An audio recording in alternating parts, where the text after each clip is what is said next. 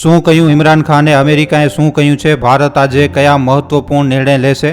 પાકિસ્તાનના જે મંત્રી છે એ ખબર નથી કયો માલ ફૂંકે છે, એમના પણ અમુક સ્ટેટમેન્ટ આવ્યા છે. તો આ બધી વાતોને આપણે આજના વિડીયોમાં એનાલાઇઝ કરશું બધી અપડેટની સાથે. તો ચાલુ કરીએ મિત્રો. પણ બસ એનાથી પહેલાં તમને ખાલી એટલું જ કહીશ મિત્રો કે પ્લીઝ યાર ચેનલને સબસ્ક્રાઇબ કરી નાખો ભાઈ, અને વિડીયોને લાઇક અને શેર કરવાનો ન ભૂલતા. તો વાત છે મિત્રો કે પાકિસ્તાને કહ્યું છે, ત્યાંના એક મંત્રી કહી રહ્યા છે કે ભારત આવનારા 24 થી 48 કલાકમાં પાકિસ્તાન ઉપર હુમલો કરશે. હવે મને નથી ખબર કે આ લોકોને કઈ ઇન્ફોર્મેશન મળી રહી છે, કારણ કે જુઓ આ લોકોનું જે મગજ છે એ તો ઘૂંટણામાં છે જ છે. આ કહી રહ્યા છે કે ભારત 24 થી 48 કલાકની અંદર પાકિસ્તાનમાં હુમલો કરવાનો છે. મને લાગે છે મિત્રો પાકિસ્તાન સ્ટ્રાઇક કરશે. પાકિસ્તાન હંમેશા આવું જ કરે છે. પાકિસ્તાન હંમેશા પહેલા હુમલો કરે છે અને એના પછી એને મુંહની ખાવી પડે છે. આ વખતે મિત્રો આપણે એવી ફટકાર આપવાના છીએ કે આ પાકિસ્તાનીઓની નસલો પણ યાદ રાખશે એને, અને આતંકવાદ, આ લોકોની જે નસલ છે, આતંકવાદની જે નસલ છે એને ભૂંસવું પડશે. જો આવું ન કરવામાં આવ્યું તો આ ફરીવાર આવશે અને આ ગમે ત્યાં મારી શકે છે. આ ઘરની અંદર ઘૂસીને પણ આવનારા સમયમાં મારશે. અને એટલા માટે જ મિત્રો જણાવી રહ્યા છીએ, મેં પહેલા પણ ઘણા વિડીયોમાં કહ્યું છે કે આ લોકોની અંદર ડર બેસાડવો પડશે. ગમે તે વસ્તુ થાય, આ લોકોના અંદર સુધી ડરને બેસાડી દો. તો આમ તો પાકિસ્તાન આમ પણ ડરેલો જ છે, કહી રહ્યો છે કે 24 થી કરીને 48 કલાકની અંદર ભારત હુમલો કરવાનો છે. હવે મને નથી ખબર, કારણ કે ભારત આવી કોઈ ઇન્ફોર્મેશન લીક નહીં કરે. પણ હા મિત્રો, એક વાત તો છે, કાલે પીએમ નરેન્દ્ર મોદીજીએ બેઠક કરી, મીટિંગ કરી. આપણા NSA, army chief, defence forces chief, navy, air force, army અને આપણા ડિફેન્સ મિનિસ્ટર, તો આ બધા લોકોએ મીટિંગ કરી છે. અને કાલે મેં કાલના વિડીયોમાં જણાવ્યું પણ હતું કે પીએમ નરેન્દ્ર મોદીજીએ ખુલ્લી છૂટ આપી છે આર્મીને કે તમને ગમે એ કરવું હોય એ કરો, જે પણ પ્લાન તમને બનાવવું છે બનાવો, તમને જે બરોબર લાગે છે એ કરો. તો મોદીજીએ આર્મીને બિલકુલ છૂટ આપી દીધી છે.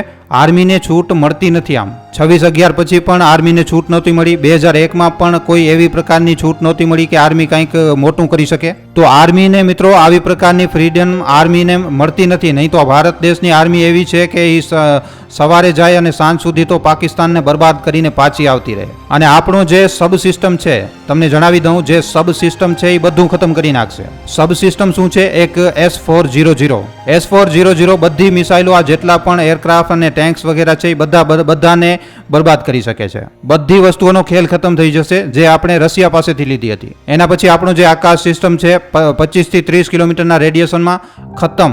અને એના પછી બરાક સિસ્ટમ. તો આ જે આપણે બધો એન્ટી મિસાઇલ સિસ્ટમ જે આપણે ડેવલપ કર્યો છે આપણા ભારત દેશમાં, આ સિસ્ટમ આપણો ખૂબ જ વધારે તગડો છે. તમે મારશો તો તમે કેવી રીતે મારશો? મિસાઇલથી જ મારશો ને મિત્રો. તમે જુઓ, પાકિસ્તાન કહી રહ્યો હતો કે ટર્કીનો એક પ્લેન આવ્યો. આ લોકોનો જે પ્રોપગન્ડો ચાલતો રહે છે કે ટર્કીનો એક પ્લેન આવ્યો, અને ટર્કીનો પ્લેન આવીને એ અમને હથિયાર આપી ગયો. અને મિત્રો તમને વિશ્વાસ નહીં આવે, ટર્કીએ કહ્યું ભાઈ થોડોક મગજને ઠેકાણે રાખીને વાત કરો, અમને ક્યાં વચમાં નાખી રહ્યા છો? મતલબ કે પાકિસ્તાન કહી રહ્યો હતો ટર્કી હથિયાર આપીને ગયો, અને ટર્કીએ પછી કહ્યું કે આવી કોઈ વસ્તુ નથી, આ એકદમ ખોટી વાત છે. ટર્કીએ કહ્યું ભાઈ આવી કોઈ પણ વસ્તુ નથી, અમે કાંઈ નથી કર્યું, આ એકદમ ખોટી રીતનો પ્રોપગન્ડો અહીંયા ફેલાવી રહ્યા છે, અમને તમારી સાથે ન જોડો. ભાઈ ટર્કીને શું કામ વચમાં ઘુસાડી રહ્યા છો? આ વાત બિલકુલ સાચી છે કે ટર્કી જે છે એ પાકિસ્તાનને ફેવર કરે છે. હમાસ એક ખૂબ જ મોટો નેટવર્ક બનાવી રહ્યો છે. હમાસ જે છે એ પોતાના પગ ફેલાવી રહ્યો છે, અને એ ખૂબ જ મોટો પાકિસ્તાન, મિત્રો, પાકિસ્તાન ઇઝ ધી નેક્સ્ટ ગઢ ઓફ હમાસ. હમાસનું જે સેન્ટર છે એ હવે પાકિસ્તાનમાં જ જવાનું છે. અને આપણે જોયું બાહવલપુરમાં જ્યાં કે જૈશે મોહમ્મદનો હેડક્વાર્ટર છે, ત્યાં હમાસે મીટિંગ કરી અને ત્યાં રેલી કરી છે, પૂરી રીતે ઉદ્ઘાટન કર્યું છે. ફેબ્રુઆરી મહિનામાં હમાસના જે લીડર હતા એ પાકિસ્તાનમાં જોવા મળ્યા. અને ઇઝરાયલ તો એમ પણ પાકિસ્તાન ઉપર એટલો ગુસ્સો છે કે ભાઈ ખાલી એકવાર ભારત અમારી પાસેથી મદદ માંગી રહે, અમે પાકિસ્તાનમાં ઘૂસીને એને મારી નાખશું. અને મિત્રો આમાં ઇઝરાયલ જ ભારતની મદદ કરશે. આ વસ્તુ પણ તમને જણાવી દઉં, કારણ કે હમણાં ઇઝરાયલ જ એક એવો મિત્ર છે જેનો કોઈ ઇન્ટરેસ્ટ જ નથી પાકિસ્તાનમાં. એની પોલિસી છે મારો તો મારો, આતંકવાદીઓને ખતમ કરો. ઇઝરાયલ સામે એવી વસ્તુ છે હમણાં કે રાત્રે 2 વાગે તમે એને ફોન કરી શકો છો કે ભાઈ મેટર થઈ ગયો છે, ભાઈ જરાક આવી જા.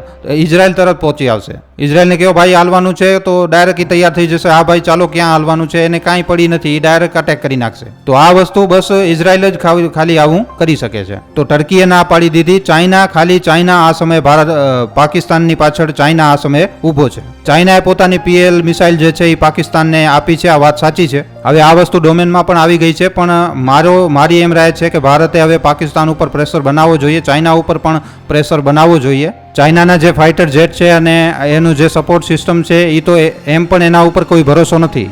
આ બધી વસ્તુઓ બેકાર છે, આ મેડ ઇન ચાઇના માલ છે, તો આપણે એના ઉપર કાંઈ વધારે ભરોસો ન કરી શકીએ. પણ ચાઇનાએ ભારત અને પાકિસ્તાન બંને સાથે અપીલ કરી છે. હવે મિત્રો બીજી એક તમને વાત કહું છું. બાંગ્લાદેશ કહી રહ્યો છે કે અમે મીડિયેશન કરી નાખશું. બાંગ્લાદેશ કહી રહ્યો છે કે અમે મીડિયેશન કરવા માટે તૈયાર છું. અરે ભાઈ, બાંગ્લાદેશ તારી ઓકાત શું છે? નોકર કહીને તું કરશે મીડિયેશન? પેલે પોતાના લોકોને સંભાળી લે ભાઈ. અહીંયા જેટલા પણ બાંગ્લાદેશી ઇલીગલી રહી રહ્યા છે એને ભગાડવામાં આવી રહ્યું છે, તું મીડિયેશન કરશે? સમજી રહ્યા છો? એમને ભગાવ્યું અને ઘણા બધા પાકિસ્તાની નેશનલિસ્ટ ડાયરેક્ટ ઓર્ડર આવ્યો, ભાઈ નીકળો અહીંયાથી. પણ મિત્રો મને અહીંયા એમ લાગે છે કે જે લોકો જેન્યુઅન છે એની ભારતને સાંભળવી જોઈએ. ઘણા બધા એવા જેન્યુઅન કેસ પણ છે, એ કહી રહ્યા છે કે ભાઈ અમે પાકિસ્તાનથી સતાયેલા છીએ અને અહીંયા રહી રહ્યા છીએ. હવે તમે અમને ફરીવાર પાછો ત્યાં મોકલી રહ્યા છો, તો મારા ખ્યાલમાં આ જે કેસો છે આના ઉપર ભારતને સાંભળવું જોઈએ. અને આ બધી વસ્તુઓની વચ્ચે મિત્રો જે ઇમરાન ખાન છે, પાકિસ્તાનના પૂર્વ પ્રધાનમંત્રી, એનો એક જબરદસ્ત એક અજીબ રીતનો એકદમ બયાન આવ્યો છે. ઇમરાન ખાન એમ કહી રહ્યા છે કે જે પહેલગામમાં જે ઘટના ઘટી એકદમ ખોટી હતી. અને એના પછી ઇમરાન ખાનનું એમ કહેવું છે કે જુઓ, જેલમાંથી બોલી રહ્યા છે, જેલમાંથી. તો સાંભળજો મિત્રો શું કહ્યું એણે, કે પહેલગામમાં જે ઘટના ઘટી ખૂબ જ વધારે દુઃખદ છે.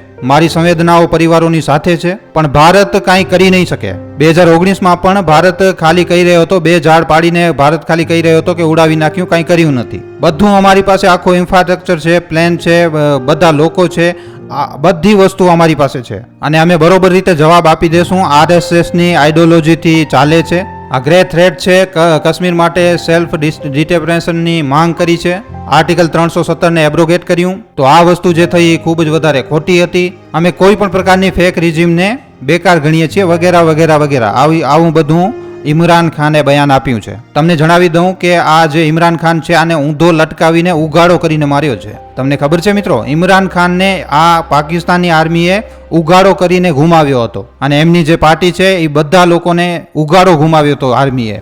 એટલા માટે આ જે સ્ટેટમેન્ટ છે આ ઇમરાન ખાનનો સ્ટેટમેન્ટ છે જ નહીં. ઇમરાન ખાન તો સીધો બોલી દેશે મારો આ લોકોને. ઇમરાન ખાનનો આ સ્ટેટમેન્ટ છે જ નહીં. ઇમરાન ખાન સાથે એવું થયું હશે કે એને 4 થપ્પડ મારવામાં આવ્યા હશે, એનો ફોન લેવામાં આવ્યો હશે, અને જો આમ છતાં પણ જો આ ઇમરાન ખાનનો સ્ટેટમેન્ટ છે તો પછી એમને ભગવાન જ બચાવે. જુઓ મિત્રો, ડર એક એવી વસ્તુ છે ને, જુઓ ત્યાંની આર્મીથી બધા લોકો ત્યાંના ડરે છે, કારણ કે એ લોકો એમના વિરોધમાં જાય છે તો ઊંધા લટકાડીને ઉગાડા કરીને આર્મી મારે છે ત્યાં, કે જો તું નહીં બોલે ને તો ઊંધો ટાંકશું અને ઉગાડો કરીને મારશું. તો આ બધી વસ્તુઓ તમને જણાવી દઉં કે આ જેટલી પણ બધી વસ્તુઓ થઈ રહી છે પાકિસ્તાનમાં, આ બધી ફાલતુ વસ્તુઓ છે.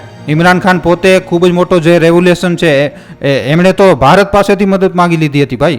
જ્યારે એ રેલી કરી રહ્યા હતા તો સીધો ભારતને કહ્યું હતું, ભારત પાસેથી મદદ માંગી લીધી હતી એણે. તો આ વસ્તુ છે. બાકી અમેરિકાએ કહ્યું છે, અમેરિકા જુઓ મિત્રો, અમેરિકા એક ખૂબ જ દોગલો દેશ છે. અમેરિકાએ કહ્યું છે બંને જે છે એ મેક્સિમમ રિસ્ટ્રેન્ટ જે છે આ વસ્તુની ખૂબ જ ધ્યાન રાખે ભારત અને પાકિસ્તાન. આ વસ્તુ ખૂબ જ વધારે જરૂરી છે. પાકિસ્તાને મિત્રો લગાતાર છઠ્ઠી વાર સીઝ ફાયરનો વોલ્યુશન કર્યું છે. ઈ બાજુથી પાકિસ્તાન ગોળીઓ ઉપર ગોળીઓ વરસાવી રહ્યો છે. ભારત એનાથી 10 ગણી વધારે ગોળીઓ છોડી રહ્યો છે. ઘણા બધા લોકો ત્યાં બરબાદ થઈ ગયા હશે હજી સુધી. આંકડો ક્યારે એ લોકો આપશે નહીં, પણ આ વસ્તુ તમે સમજો, સીઝ ફાયર વોલ્યુશન પાકિસ્તાને છઠ્ઠી વાર કર્યું છે. કાલે એક ખૂબ જ મહત્વપૂર્ણ દિવસ હતો, કારણ કે કાલે PM Narendra Modi cabinet committee of security CCS ની પૂરી મીટિંગ, અને એના પછી તરત cabinet committee of politic affairs, એના પછી CCPF ની મીટિંગ, પછી ઇકોનોમિક અફેર્સ. તો કાલે જે છે ઘણા બધા મોટા ફેસલા કરવામાં આવ્યા છે. એના પછી મને એમ લાગે છે કે કોંગ્રેસ અને BJP અંદર જ અંદર લડવાનું બંધ કરે. કોંગ્રેસ આજની તારીખમાં જે વસ્તુ કરી રહી છે એ એકદમ ખોટી છે. આ એક વાત છે, એ લોકો એ ફોટો ડિલીટ કરી નાખી, એના ઉપર હું વધારે નહીં જાઉં વિડીયોમાં. પણ આ સમયે યુનિટીની જરૂરિયાત છે, પોતાની અંદર જ અંદર લડવાની જરૂર નથી. બરોબર છે? તો આ જે ભારતની અંદરની જે વસ્તુઓ થઈ રહી છે આના ઉપર ધ્યાન આપવાની જરૂર છે. બાકી પાકિસ્તાન બાજુથી લગાતાર બયાનબાજી ચાલુ જ છે. આ લોકોના જે મંત્રી છે એ એકદમ ઉલ જલુલ બોલતા જ જઈ રહ્યા છે. અને પછી પાકિસ્તાને ફરીવાર એવું જ કહ્યું છે કે જુઓ ભાઈ, કે હુમલો તો થશે પણ અમે પૂરી રીતે તૈયાર છીએ અને અમે ભારત દેશને એકદમ દુનિયાના નકશામાંથી ભૂસી નાખશું, એવા બયાનો આપ્યા છે. તો આવી રીતના જે પ્રોપગન્ડા આવી રહ્યા છે આનાથી મિત્રો બચો. પણ હવે 48 કલાક 48 આવર્સમાં શું હુમલો થશે આ તો સમય જ જણાવશે. હુમલો તો થશે જ, આ વસ્તુ તો તમે માનીને જ ચાલો. આજે નહીં તો કાલે હુમલો તો 100% થવાનો જ છે અને આ જરૂરી છે. જવાબ આપવું એકદમ જરૂરી છે મિત્રો, નહીં તો એક ખૂબ જ મોટી પ્રોબ્લેમ આવી જશે. તો આ વખતે આપણે જોશું કેટલો POK ઉપર કબજો ભારત કરે છે પણ પીઓકેમાં હમણાં જે છે પ્રોટેસ્ટ થઈ રહ્યા છે. પાકિસ્તાન ઓક્યુપાઈડ કાશ્મીરમાં ખૂબ જ મોટા પ્રોટેસ્ટ થઈ રહ્યા છે. તમને ખબર છે મિત્રો, તમને એક ખૂબ જ ઇન્ટરેસ્ટિંગ ફેક્ટ જણાવું છું. આખરે શું કામ પીઓકેમાં પ્રોટેસ્ટ થઈ રહ્યા છે?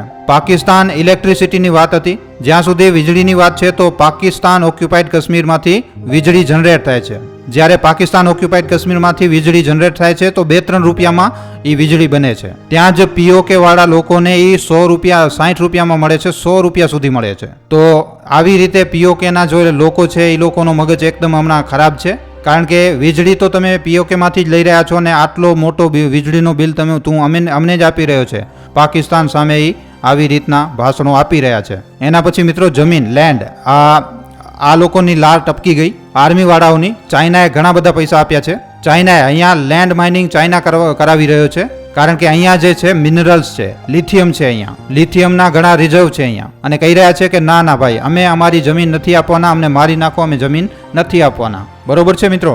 હવે ઘઉં જે છે એ પાકિસ્તાન પંજાબમાંથી આવે છે. તો જે ઘઉં પંજાબમાંથી આવે છે, પંજાબમાં ઘઉં ખૂબ જ વધારે સસ્તા છે અને એ જ ઘઉં પછી પીઓકે પહોંચતા ખૂબ જ વધારે મોંઘા થઈ જાય છે. તો આ કારણથી પણ અહીંયા ખૂબ જ મોટા પ્રોટેસ્ટ થાય છે. તો જે ઘઉં છે એક એરિયામાં જે ઘઉં આટલા વધારે સસ્તા મળી રહ્યા છે, ભાઈ ભારતમાં જુઓ, આપણા ભારતમાં જે ઘઉંના જે રેટ છે એ બધી જગ્યાએ એક જ જેવા છે. પહાડી ક્ષેત્રોમાં ભલે થોડાક મોંઘા હશે તો આ પીઓકેમાં પહોંચતા આટલા મોંઘા શું કામ થઈ જાય છે? બીજી એક વસ્તુ કે અહીંયા સરકાર કાંઈ નથી કરી શકતી, એકદમ બેકાર છે, નિઠલ્લી છે. અહીંયા પાકિસ્તાનની સરકાર એકદમ પપેટ સરકાર છે. ત્યાંનો એક નાનકડો એવો હવલદાર પણ સરકારને દબાવે છે. મતલબ કે પાકિસ્તાનનો એક જે હવલદાર હોય છે ને એ પણ એમના ગવર્નરથી વધારે તાકાત રાખે છે, જે પાકિસ્તાને પીઓકેમાં બેસાડીને રાખ્યો છે. તો આ જે વસ્તુઓ છે આના માટે ત્યાં પ્રોટેસ્ટ ચાલી રહ્યા છે. અને આમાં તમે એ વસ્તુ માનીને ચાલો કે આપણે પણ ઓવરગ્રાઉન્ડ વર્કર્સ તૈયાર કર્યા છે અને ઘણા બધા ઓવરગ્રાઉન્ડ વર્કર્સ ડિટેન કરવામાં આવી રહ્યા છે.